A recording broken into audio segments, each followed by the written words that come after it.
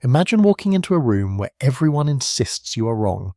The generals, the politicians, the engineers. They all believe the future belongs to bombers. Heavy, lumbering fortresses that will rain destruction on the enemy while your fighters sit idle on the ground. You are outnumbered, outranked, and running out of time. One decision will determine whether your nation survives the coming war or falls beneath the shadow of a rising darkness. This is not a movie. This is 1936, and one man is about to make choices that will save Britain. In May of 1936, Air Chief Marshal Wilfrid Rhodes Freeman walked through the corridors of the Air Ministry in London. He had just been appointed Air Member for Research and Development. It was a bureaucratic title that concealed the most crucial job in the British military. Freeman's task was simple in theory but terrifying in execution.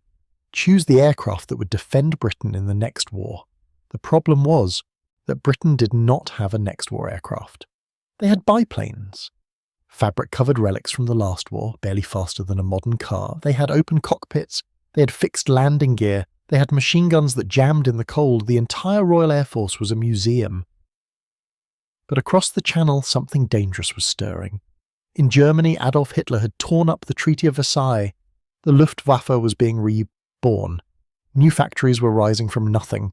Engineers were designing aircraft with retractable landing gear, enclosed cockpits, and speeds that would have been impossible 5 years earlier. British intelligence was reporting numbers that seemed impossible. Germany was building hundreds of aircraft per month. Britain was building dozens. And most of what Britain built was obsolete the day it left the factory. Freeman knew the numbers, he knew the threat, but he also knew something else.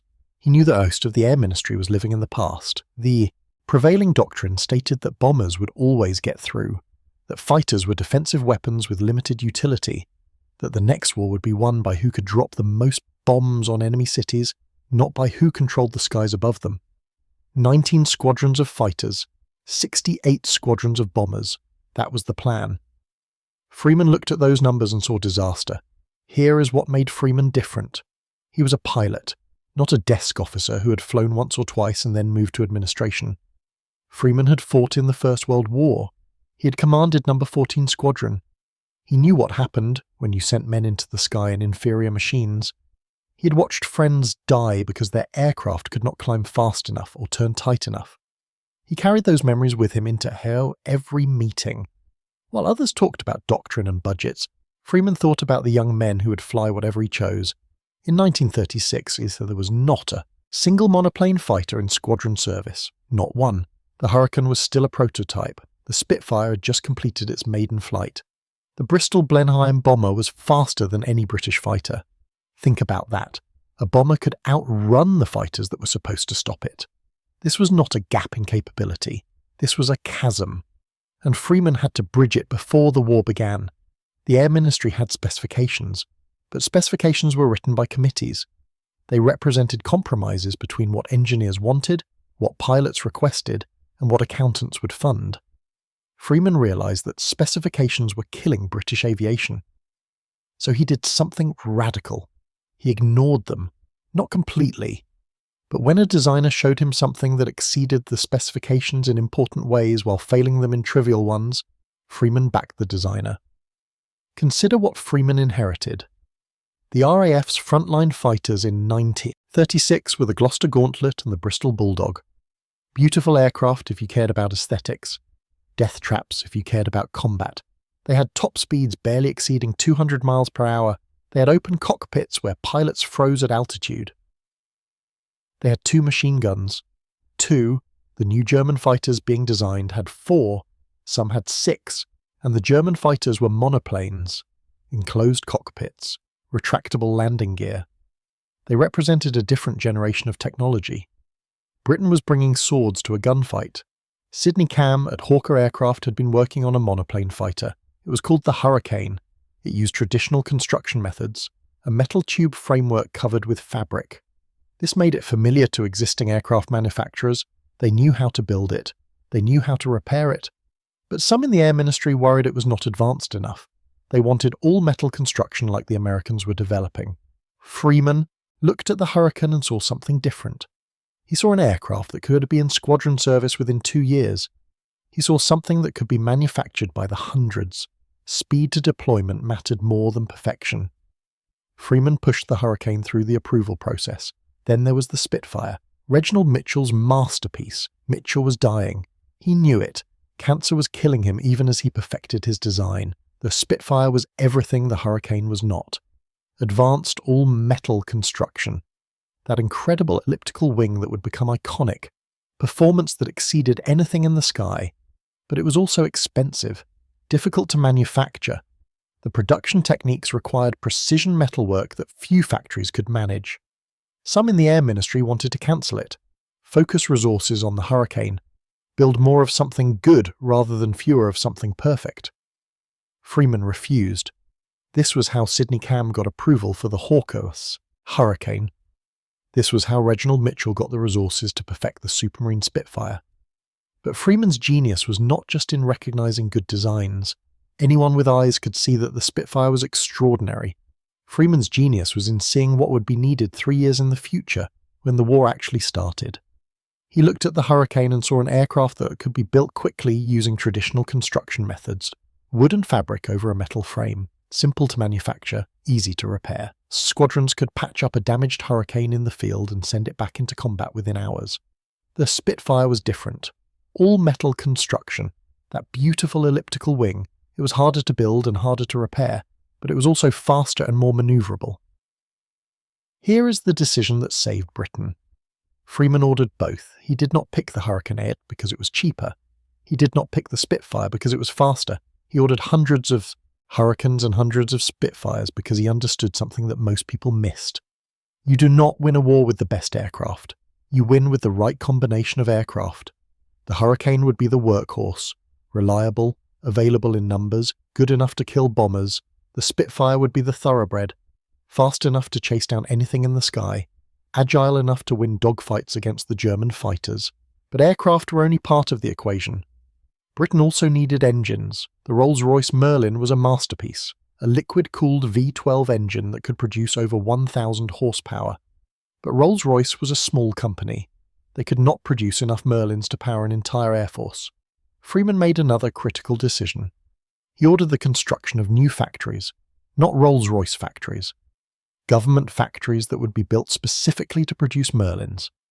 This was controversial. Rolls-Royce wanted to control their own production. But Freeman understood that in wartime you cannot wait for private companies to scale up. You need industrial capacity yesterday. Freeman also pushed for a third fighter. The Westland Whirlwind was a twin-engine design with 4 20mm cannons concentrated in the nose. It was fast, it was heavily armed, it looked like the future. Freeman supported it. But the Whirlwind had problems. The Rolls-Royce Peregrine engines were unreliable. The aircraft was too complex to manufacture in large numbers. Eventually, production was limited. This was not a failure on Freeman's part. This was wisdom. He had backed multiple horses in the race. The Whirlwind did not work out. But the Hurricane and Spitfire did. You cannot predict everything, but you can hedge your bets. By 1938, Freeman's role had expanded.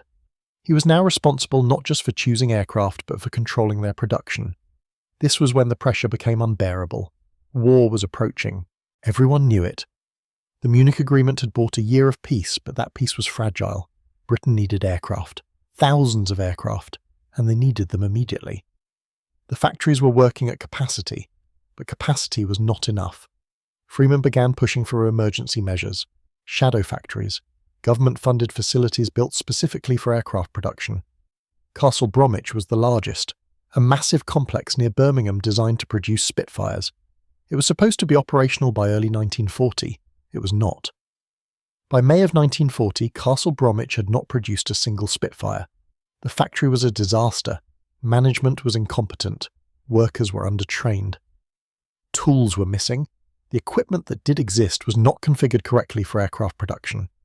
Lord Nuffield was a genius at building cars, but aircraft were not carbon cars. The tolerances were tighter. The materials were different. The entire production philosophy was alien to automotive manufacturing. Nuffield's team had tried to apply car manufacturing techniques to aircraft. It failed spectacularly. This was not just an embarrassment. This was existential. Fighter Command was losing aircraft faster than they could be replaced. Every Spitfire mattered. Every day of delay meant pilots flying damaged aircraft or waiting on the ground while the enemy controlled the skies. Freeman knew Castle Bromwich was failing. He had been raising alarms for months, but he was trapped in bureaucracy. He had authority over production, but not over individual factory management. He could recommend changes, but not enforce them. It was torture for a man who understood exactly what needed to happen, but lacked the power to make it happen. Enter Lord Beaverbrook. Winston Churchill had just become Prime Minister. He created a new Ministry of Aircraft Production and put Beaverbrook in charge. Beaverbrook was a Canadian press baron, ruthless, brilliant, and utterly uninterested in protocol. He did not care about chain of command or proper procedure. He cared about results. Churchill gave him sweeping powers. Beaverbrook used them immediately. He called Lord Nuffield, who was running Castle Bromwich. The conversation was brief. Beaverbrook demanded an explanation for the delays. Nuffield explained the difficulties. The problems with jigs, the shortage of skilled workers, the complexity of Spitfire production. Beaverbrook interrupted. He told Nuffield that he was taking control of the factory immediately. Nuffield started to protest. Beaverbrook hung up. Within days, Beaverbrook had installed new management. He brought in Vickers Armstrong personnel who understood Spitfire production. He diverted resources from other projects. He ignored labour regulations and had workers operating 7 days a week. He personally visited Castle Bromwich and tore apart anyone who gave him excuses. By July, the factory produced its first Spitfire. By August, 37. By September, 56. The transformation was dramatic. Churchill praised it as miraculous. This is where Freeman's story becomes complicated. Officially, Freeman was the chief executive of the Ministry of Aircraft Production. He worked under Beaverbrook. But Beaverbrook was impossible to work with. He kept no records. He made decisions over the phone at 3 a.m. He bypassed the entire chain of command. He took credit for work that Freeman's team had spent years preparing. The surge in aircraft production in 1940, the one that Churchill praised as miraculous. That was Freeman's system finally coming online. The factories Freeman had ordered, the production lines Freeman had organised. Beaverbrook got the glory. Freeman got the frustration. In November of 1940, Freeman was moved. Churchill made him Vice Chief of the Air Staff. It was presented as a promotion. It was actually a demotion. Freeman was being removed from aircraft production. The Ministry of Aircraft Production would continue under Beaverbrook, then under a succession of other ministers. Without Freeman, it stagnated. Production quotas were set impossibly high to create a sense of urgency, but they bore no relationship to what could actually be achieved. The result was chaos. Factories reported false numbers to meet unrealistic targets. Quality suffered. Beaverbrook moved on to other roles. Freeman watched from the sidelines, but Freeman was not done. In October of 1942, he was moved back, returned to the Ministry of Aircraft Production. By then, the immediate crisis was over. Britain had survived the Battle of Britain. The United States had entered the war. The production system needed to shift from emergency measures to long-term planning. Freeman was the man for that job. He stayed until 1945, and during those years, he made more critical decisions. One of those decisions involved a wooden airplane. In 1938, Geoffrey de Havilland came to Freeman with an idea: build a bomber out of wood, make it fast enough that it does not need defensive guns, make it light enough that 2 Merlin engines can push it to 400 miles per hour. Everyone thought de Havilland was insane. Wood was obsolete. Modern aircraft were metal. Aluminum was the future. Wood belonged to the age of biplanes, and an unarmed bomber was suicide. Every bomber expert knew you needed defensive armament, gun turrets, gunners to operate them. The entire philosophy of bomber design assumed you would be intercepted and needed to fight your way through. The Air Ministry wrote specifications demanding gun turrets. They wanted defensive armament. They wanted a crew of at least 3, someone to fly, someone to navigate, someone to man the guns. Ooh. De Havilland kept saying no. Just 2 crew, no guns, wood construction. The Air Ministry pushed back harder. They commissioned studies proving that de Havilland's performance estimates were impossible. They argued that even if the aircraft could reach 400 miles per hour, it could not carry a useful bomb load. They said the wood would warp in different climates. They said it would rot. They said it would burn. Freeman listened. Then he looked at the numbers. De Havilland was proposing to build the bomber from furniture-grade plywood and balsa wood. Britain had an entire furniture industry sitting, mostly idle, because the war had destroyed the civilian market. thousands of skilled woodworkers with nothing to build. Metal aircraft required aluminum. Aluminum was scarce. It was needed for other aircraft, for ships, for everything. But wood? Britain had forests. Britain had craftsmen. The supply chain already existed. Freeman saw the strategic logic that others missed. This was not about whether wood was inferior to metal. This was about building aircraft with resources Britain actually had. Then there was the speed question. De Havilland insisted the Mosquito would be fast enough to outrun German fighters. The Air Ministry said this was fantasy. But Freeman looked at the preliminary designs. He looked at the power-to-weight ratio. He looked at the streamlined shape. He ran the numbers himself. De Havilland might be right. And if de Havilland was right, the entire concept of bomber defence changed. Why carry gun turrets that weighed hundreds of pounds and created drag if you could simply outrun the enemy? Why carry a third crew member if you did not need defensive guns? Every pound saved was a pound of bombs or fuel. More range, more payload, more effectiveness. Freeman made a decision that shocked everyone. He backed de Havilland. He convinced the Air Ministry to place an initial order for 50 aircraft. The project proceeded. Then France fell. Lord Beaverbrook arrived as Minister of Aircraft Production. He looked at the Mosquito programme and decided it was a waste of resources. Britain needed fighters and heavy bombers, not experimental wooden, aircraft that would not be ready for 2 years. Beaverbrook ordered the project cancelled. Freeman ignored him. Not openly. Freeman was too skilled a bureaucrat for that. He simply did not pass the cancellation order down the chain. De Havilland continued working. When Beaverbrook discovered this months later, the prototype was nearly complete. Beaverbrook was furious. He called it Freeman's Folly. The name stuck. Even after the prototype flew in November of 1940 and proved that de Havilland had been right, the Mosquito was faster than almost anything in the sky. It could reach 380 miles per hour. Later versions exceeded 400. It could carry a 4,000-pound bomb load to Berlin and back, the same bomb load as a B-17 Flying Fortress, but with only 2 crew instead of 10. It was cheaper to build than metal aircraft because Britain had an entire furniture industry sitting idle. Carpenters who could not work on metal aircraft were suddenly essential to the war effort. Piano makers found themselves building wing sections. Furniture craftsmen assembled fuselages.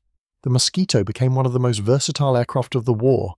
Bomber, fighter, reconnaissance, pathfinder, night fighter, photo reconnaissance, fighter bomber, it did everything. And it all started because Freeman was willing to bet on an unconventional idea when everyone else demanded he play it safe. Freeman made another critical decision involving an American aircraft, the North American P-51 Mustang. The early versions had Allison engines. They were good at low altitude but terrible at high altitude where the bomber formations flew. The aircraft had beautiful aerodynamics. North American had designed something special, but without power at altitude, it was useless for bomber escort missions. The Mustang was being written off as a failure. The RAF was using them for ground attack and reconnaissance at low level. The Americans were losing interest. The aircraft seemed destined to be a footnote. Freeman looked at it and saw potential. He saw an airframe that was better than anything else in production. He saw range that no other fighter could match. He just needed to solve the engine problem. He arranged for Rolls-Royce Merlin engines to be installed in place of Allison's. The result was transformative. The Merlin Mustang could fly higher and faster than almost any fighter in the sky. It had the range to escort bombers all the way to Germany and back. The Americans built thousands of them. Those Mustangs helped win the air war over Europe. Freeman's idea made it possible. Here is what people miss about Freeman. He was not a genius designer like Reginald Mitchell. He was not a ruthless manager like Beaverbrook. Freeman's genius was in seeing connections. He understood that the Mosquito could be built because Britain had woodworkers. He understood that the Mustang could be fixed because Rolls-Royce had perfected the Merlin. He understood that winning the war required not just good aircraft, but the right combination of aircraft. Heavy bombers like the Lancaster to carry the war to Germany. Fast bombers like the Mosquito to hit precision targets. Fighters like the Spitfire to defend Britain. Long-range fighters like the Mustang to protect the bomber streams. Each piece served a purpose. Freeman made sure all the pieces were in place. But Freeman paid a price for his work. He was never the public face of British aviation. Beaverbrook got the headlines, the aircraft designers got the recognition. Freeman worked in the background. He fought battles in committee rooms and ministry offices. He defended decisions to skeptical politicians. He pushed back against unrealistic demands, and when the war was over, most people had never heard his name. Freeman retired in 1945. He was made a baronet, he received honours, but he never wrote a memoir. He never sought publicity. He died in 1953 at the age of 64. His nephew Anthony Furse wrote a biography in 1999. That book, Wilfrid Freeman, the genius behind Allied survival and air supremacy, is one of the few places you can learn Freeman's full story. Most history books mention him in passing, if at all. They focus on the pilots, the aircraft, the battles. Freeman was none of those things. He was the man who made sure the pilots had aircraft to fly and the battles could be won. Think about what would have happened if Freeman had made different choices. If he had listened to the bomber advocates and starved fighter production. If he had chosen only the Hurricane or only the Spitfire instead of ordering both. If he had rejected the Mosquito as too unconventional. If he had given up on the Mustang. Any one of those decisions could have changed the outcome of the war. Britain might have lost the Battle of Britain. The bombing campaign against Germany might have failed. The course of history would have been different. Freeman understood something fundamental about war. It is not won by individual heroes. It is won by logistics, by production capacity, by having the right tools in the right quantities at the right time. Freeman built the system that gave Britain those tools. He did it while fighting skeptics in his own government. He did it while watching others take credit for his work. He did it because he believed it was necessary. Here is the final thing you need to know about Freeman. In June of 1940, when France fell and Britain stood alone, the RAF had just over 600 fighter aircraft. Germany had more than 750. By October, after 3 months of intense combat, the RAF had more fighters than when the battle started. 732 aircraft. German fighter strength had fallen to 275. That reversal did not happen by accident. It happened because Freeman had spent 4 years building production capacity. He had ordered the right aircraft, he had built the factories, he had trained the workers. When the battle came, Britain was ready. Barely, but ready enough. The Battle of Britain is remembered as the triumph of the few, the fighter pilots who stood between Britain and invasion. They were heroes, but heroes need weapons. Someone has to make sure the Spitfires are built and the Merlins are running and the ammunition is loaded. Freeman was that someone. He was the invisible hand that made victory possible. Today, when you see a Spitfire at an air show, you are seeing Freeman's legacy. When you read about the Mosquito's incredible versatility, you're reading about a decision Freeman made despite enormous opposition. When you learn about the Lancaster bombing raids or the Mustang fighter escorts, you are learning about aircraft that Freeman helped bring into service. His fingerprints are on every major British aircraft of the war, not as a designer, as the man who said yes when others said no, as the man who fought for resources when others wanted to compromise, as the man who understood that preparation for war requires courage long before the shooting starts.